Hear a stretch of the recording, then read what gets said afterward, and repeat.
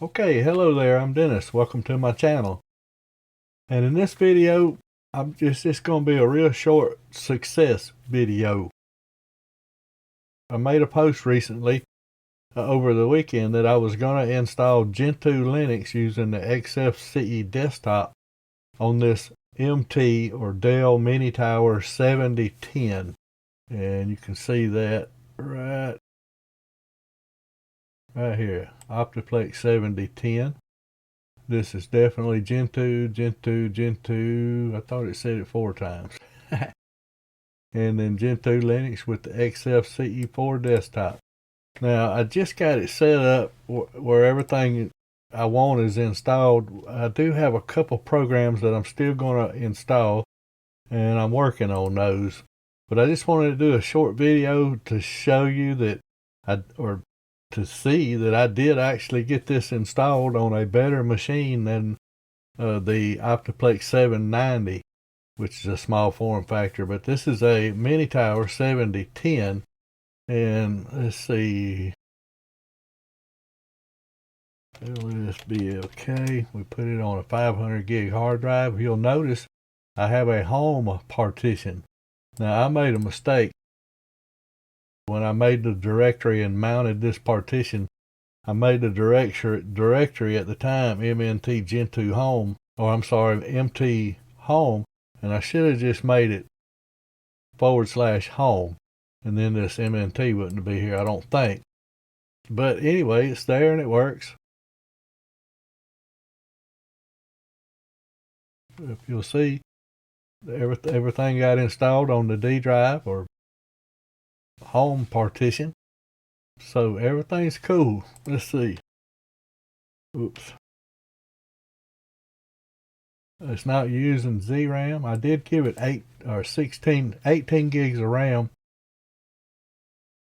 Actually, I give it 16 gigabytes of RAM because the book said give it equal to whatever your RAM had. Well, this machine has 32 gigs of RAM. There's no way that it's going to use 32 gigs of RAM, so I just split that in half.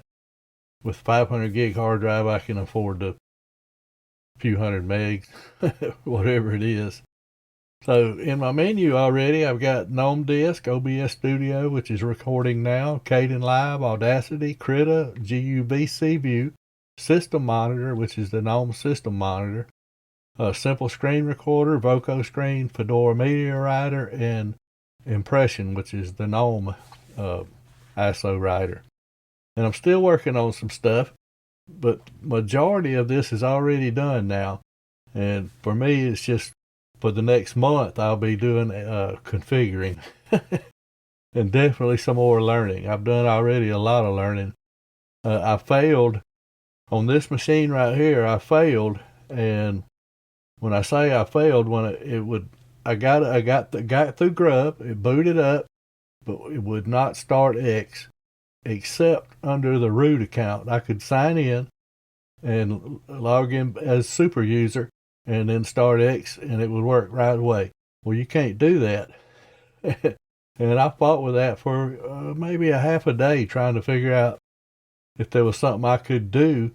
And I don't know what I did on this installation, except I installed everything by hand rather than copy and paste. I took the commands and actually physically typed them in. And that's really the only difference that I did during the install, and this one works. So I don't know what I did. Apparently I copied and pasted something wrong, my only guess. So anyway, that's going to do it for this real short video. I appreciate you guys watching.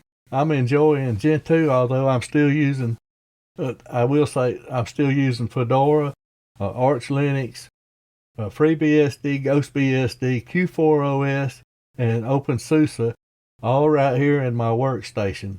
And I thought so much of Gentoo, I put it right here in my arsenal. It's still on the test machine over there, but now it's in a more permanent location unless I just really bork it. Anyway, I appreciate you guys watching. Thanks for watching. Bye. Peace out. Bye.